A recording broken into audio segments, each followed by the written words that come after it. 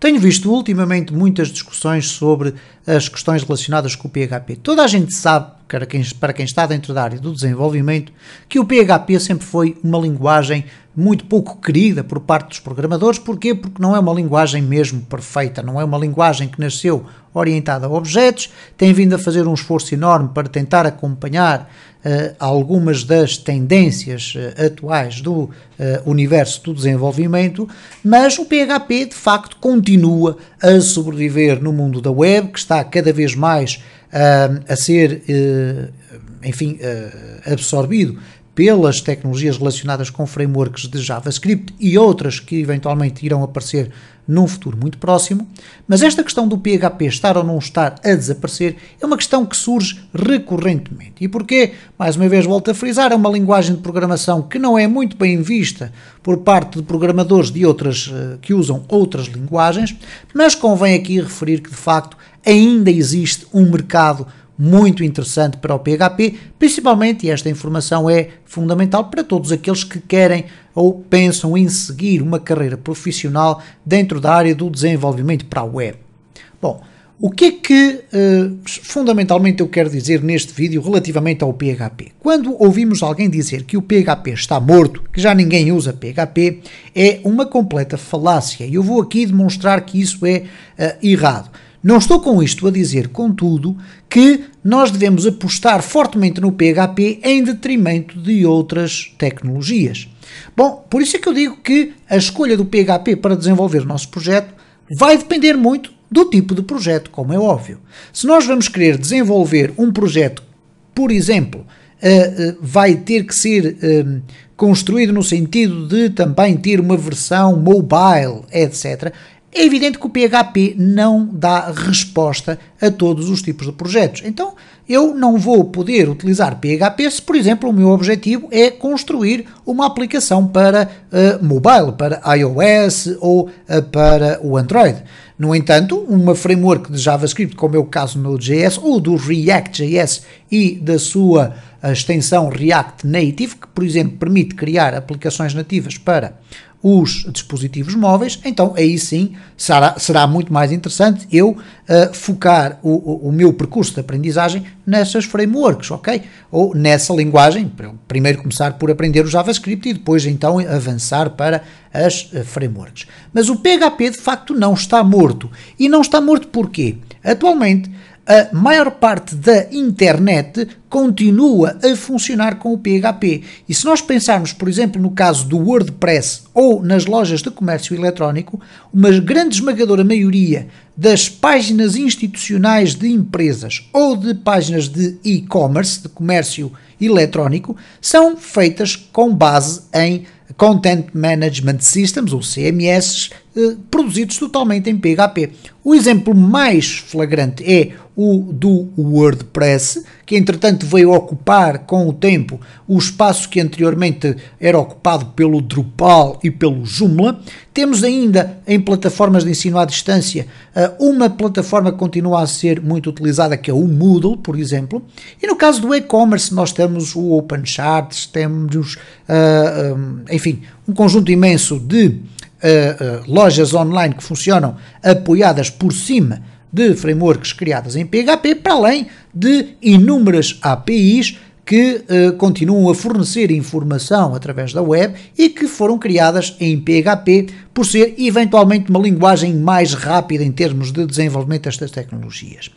O facto do PHP ter uma comunidade gigante significa também que a curva de aprendizagem se torna mais simples para quem se quer iniciar nesta linguagem de programação.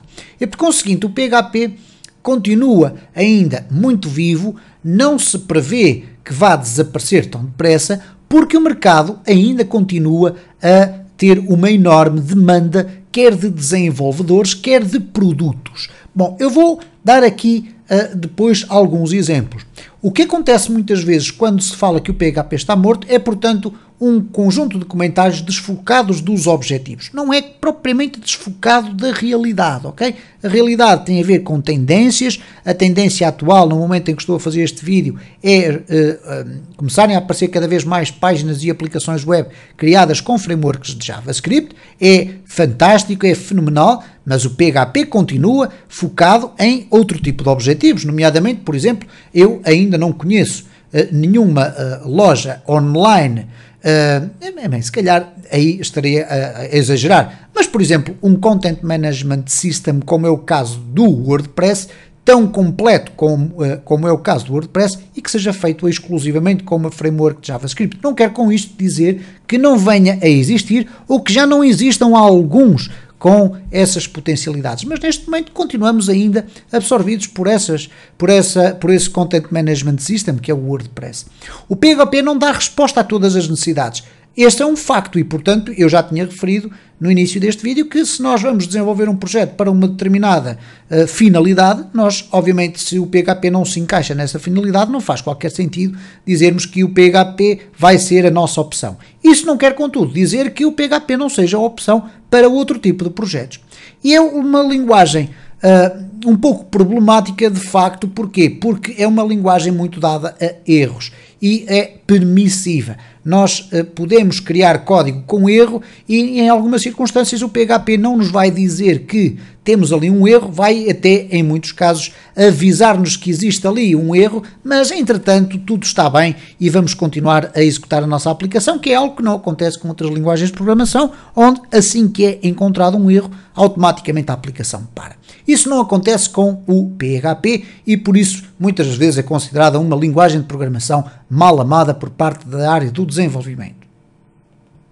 Eu queria, no entanto, aqui complementar a minha informação sobre a questão da importância do PHP, dando o exemplo concreto do WordPress. Nós estamos aqui na página do WordPress, onde vocês podem descarregar, instalar, brincar com o WordPress, porque é um Content Management System gratuito, portanto é uma framework gratuita que toda a gente pode usar.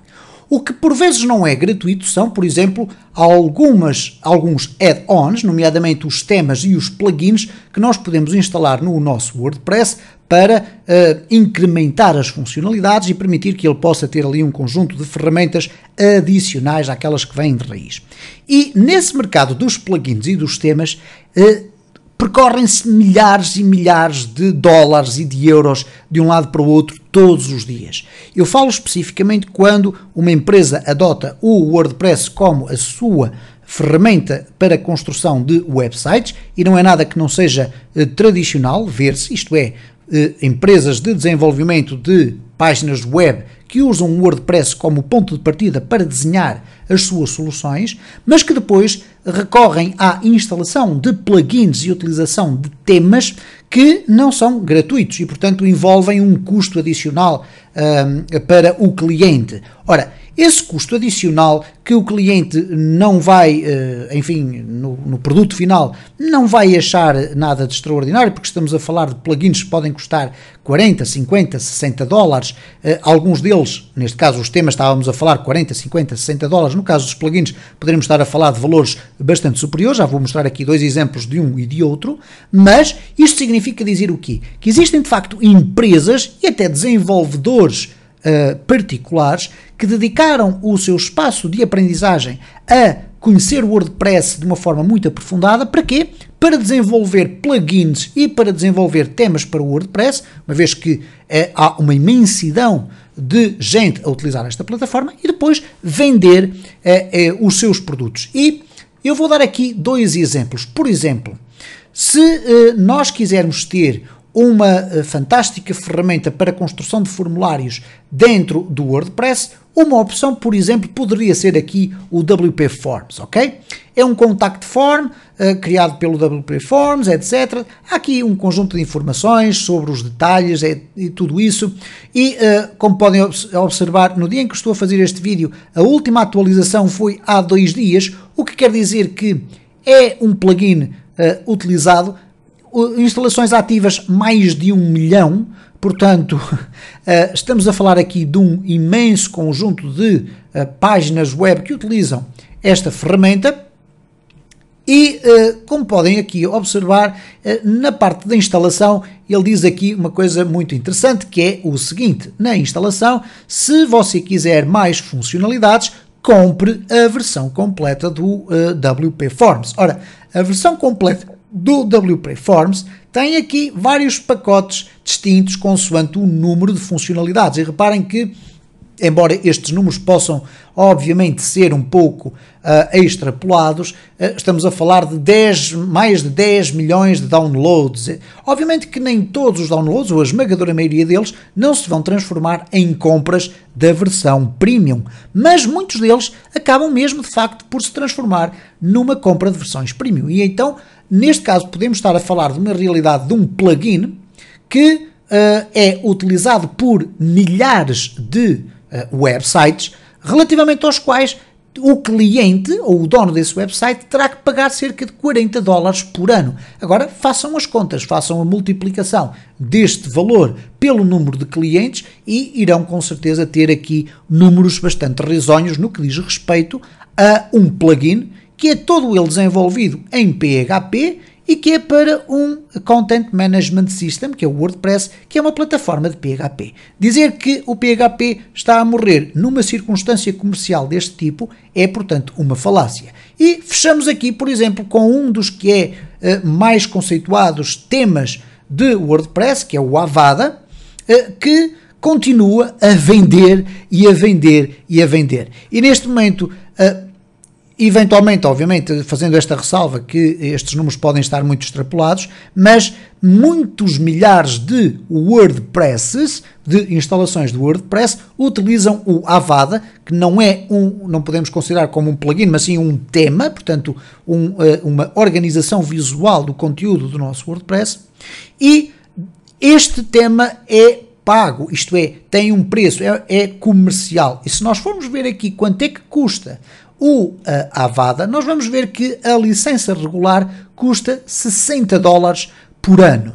Isto é, se nós depois quisermos renovar a nossa licença, depois da primeira compra, podemos fazê-lo por $18 e assim salvar os restantes que fazem a diferença para os 60. Mas se nós, mais uma vez, à semelhança do que vimos com o WP Forms, formos multiplicar estas vendas pelo eventual número de clientes, com certeza vamos ter também números risonhos. Façam aí a conta, eu não estive para fazer essa matemática, mas 400 mil avadas a $60 e vejam eventualmente de que é que estaremos a falar em termos de valores. Portanto, se voltarem a ver a velha e tradicional discussão de que o PHP está a morrer em detrimento das frameworks de JavaScript, muita atenção a estes conceitos, porque o que importa no fim da linha é percebermos se temos ou não temos mercado para ganhar dinheiro, porque